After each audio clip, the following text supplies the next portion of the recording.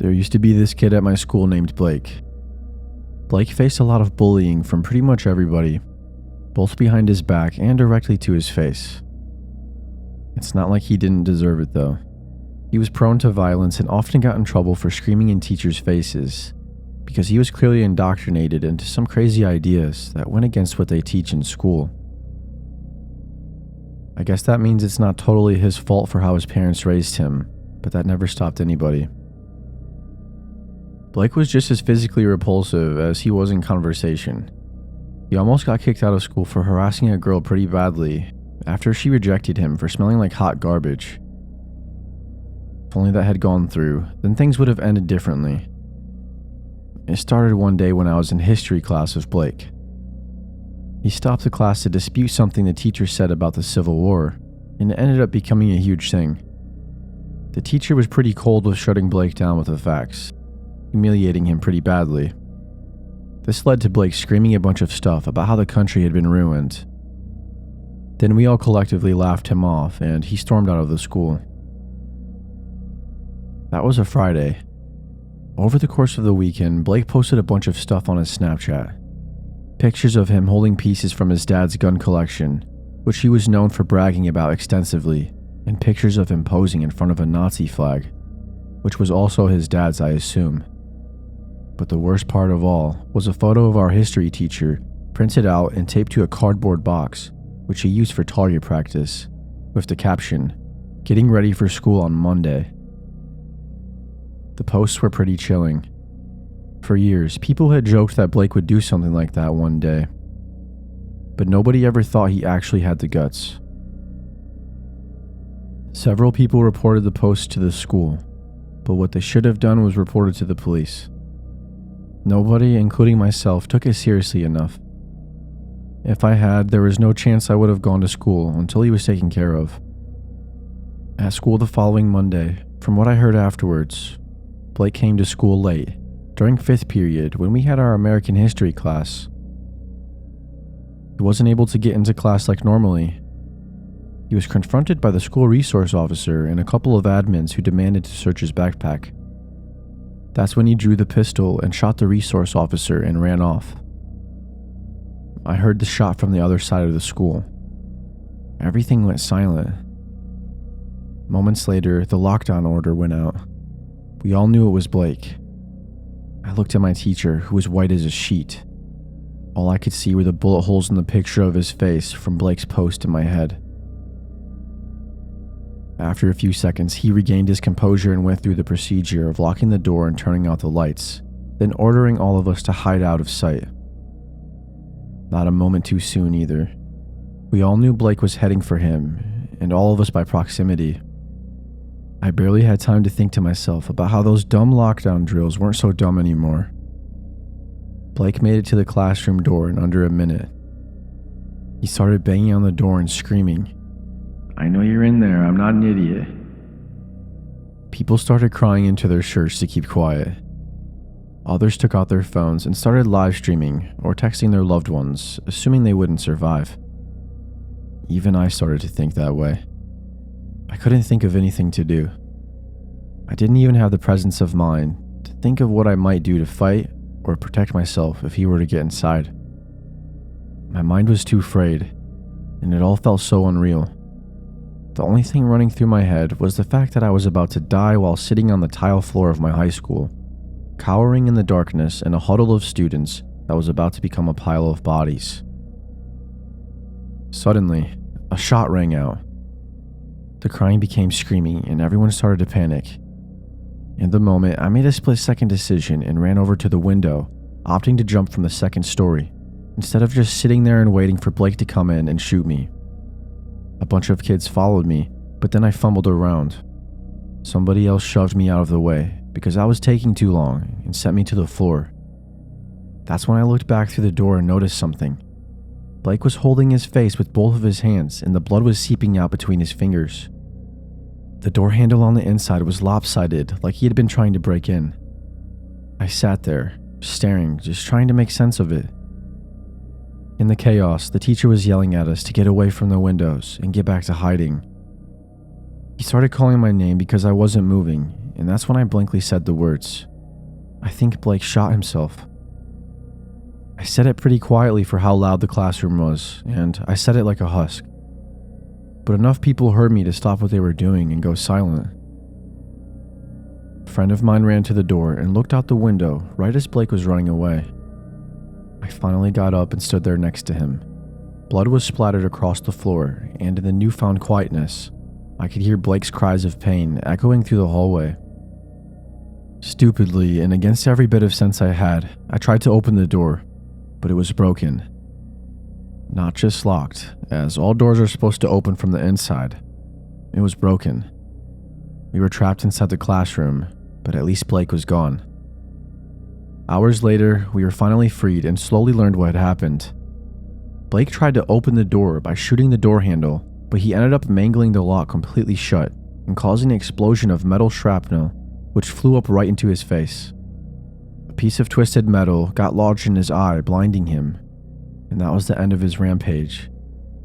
A lucky break for all of us, and it goes to disprove the myth that you can open a lock just by shooting it. Blake surrendered before leaving the school and was tried as an adult. He'll be in prison for the next 20 years at least. The resource officer he shot also got lucky and recovered without serious lasting effects to his health.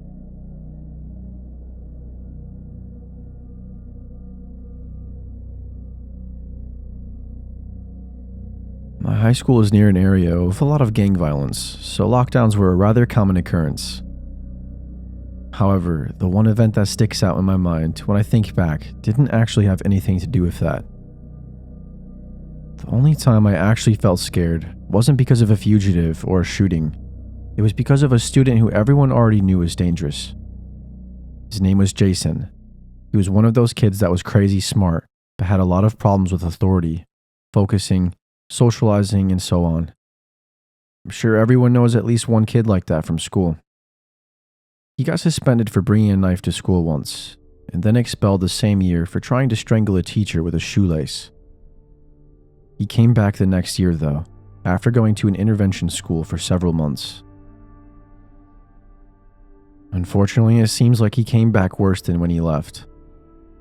I got the pleasure of being stuck in the front office with him once, when we both got in trouble for different things at around the same time and ended up sitting in there together. The assistant principal was supposed to give both of us an individual talking to, but it must have been a crazy day because we had to wait for her to get through talking to someone else first.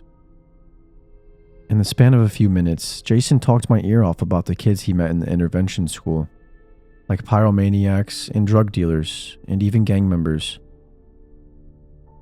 They were definitely a bad influence on him, but honestly, I think he should have stayed there. He seemed like he belonged. He talked very highly of his experience, and he said he made friends there, which surprised me. I was actually kind of entertained by the stories of what he got up to with those kids. But then he dropped a piece of information that I knew was bad news. Jason told me that someone at the intervention school had helped him learn how to make a bomb. Right before I could ask him if he was serious, the assistant principal came out of her office and called Jason in. That was the last time, and really the only time that I ever talked to him. It was really weird, because despite all of the stuff I heard about him, he was actually in a great mood and seemed very happy, even though he was in trouble again.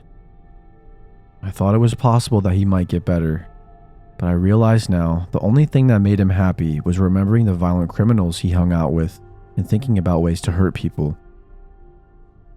By the third week of school, I'm sure he was dying to get back to that other school. That's the only reason I can think of for what he did, because otherwise it feels completely unprovoked, unless he really just got a pleasure from doing it. During second period one day, soon after the day I talked to him, he called in a bomb threat. He was apprehended quickly, but he refused to give up the location of the bomb, so the whole school was evacuated. I vividly remember the feeling of my stomach doing a flip when I saw Jason's clear backpack sitting against the wall of the hallway we were walking through. The inside was stuffed with a garbage bag, so I knew it had to be the bomb. I told one of the administrators, who radioed it in. I felt lucky then that it didn't go off when all those kids were filing out the building, packed in like sardines. I was shaking as I was walking out to the football field, but I was able to get a seat at the bleachers instead of having to stand. We were out there in lockdown mode for hours, baking in the hot sun and just waiting to go back inside. But the bomb squad had to be called in to take care of the bag, and the whole school had to be swept for other bombs afterwards. I went from being scared to annoyed to bored, and then finally I was restless. I started horsing around with the people sitting next to me, pretending I was getting a heat stroke and needed to lay down.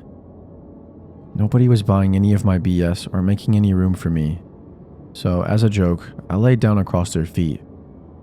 It was all pretty funny, and they were kicking me and laughing, but while I was down there, I saw something that petrified me. Something was taped to the bottom of the seat right in front of my face. I pushed a kid's legs apart to get a better look, and of course, he thought I was being weird until he saw the look on my face. He was sitting right on top of a bomb. It was a box wrapped in duct tape with a note that said, "This is the real one, I swear." I flipped out and jumped from the bleachers, twisting my ankle and causing a massive panic as everyone caught wind of the danger and fled all at once. With nowhere safe to run and 1,000 kids running out of control, the whole situation was almost disastrous.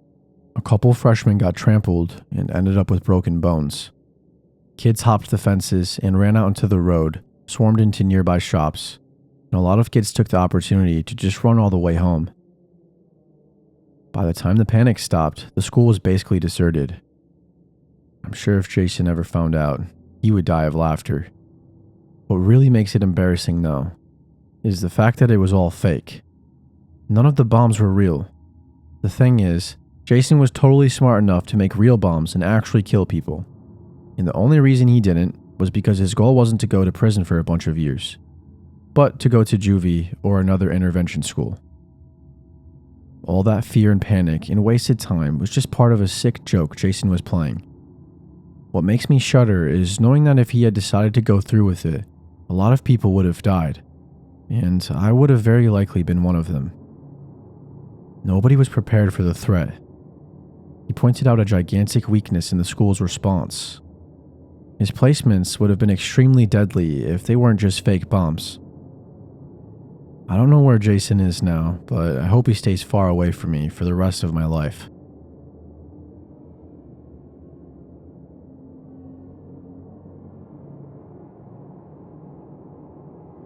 I live in Oklahoma, right in the middle of Tornado Alley.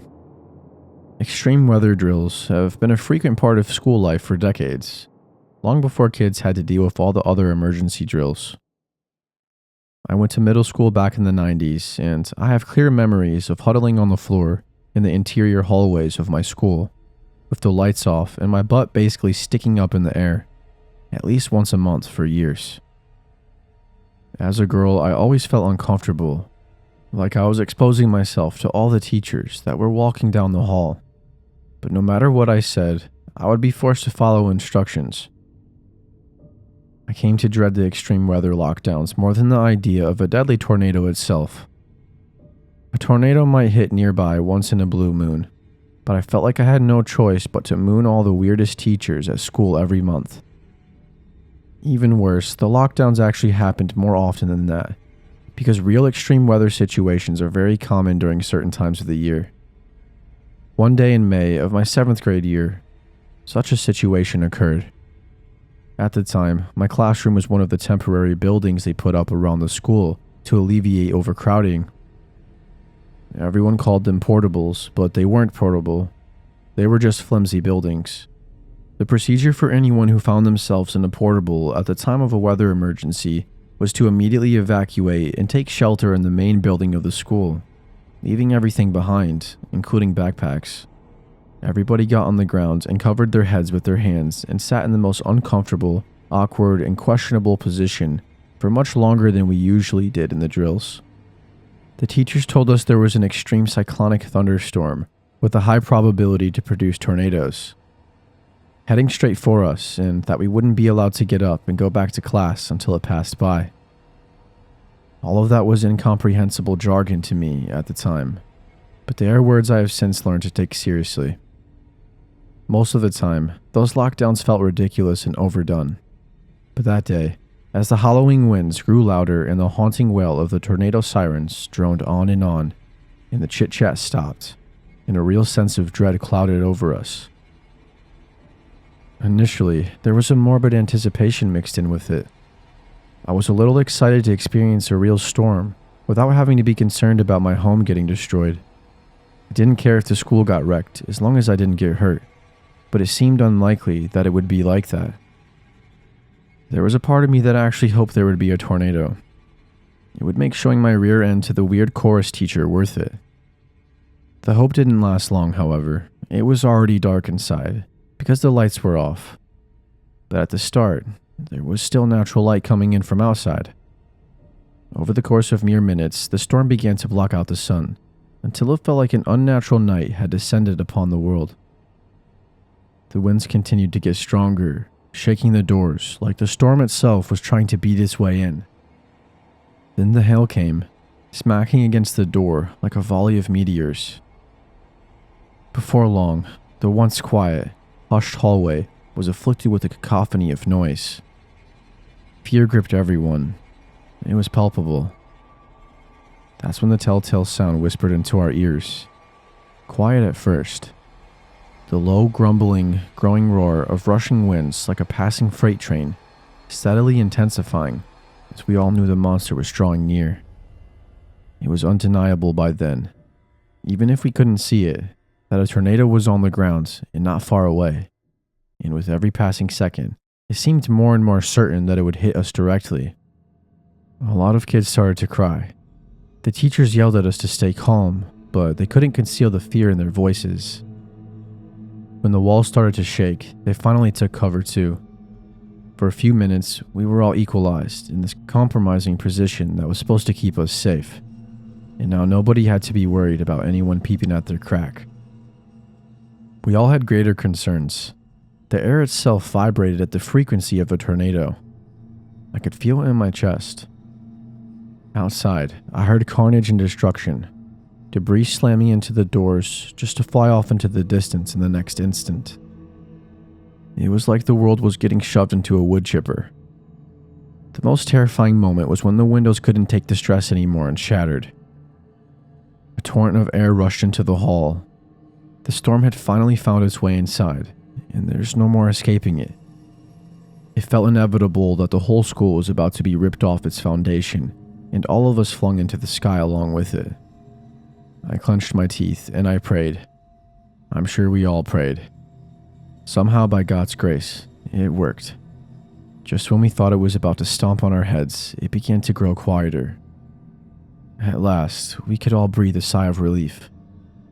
Over the next few minutes, all the growing signs of danger that preceded the tornado reversed and undid themselves, until the sun shined once again and the air was still.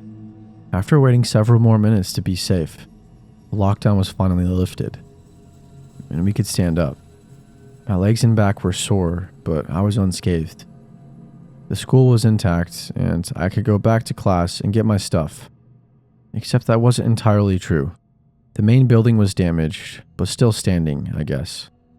But as I walked outside to the field of portables, I witnessed the true devastation that had just unfolded. The portables were just gone. Besides a bit of rubble and some pipes sticking out the ground, there wasn't a single trace left of them. Not even cinder blocks remained.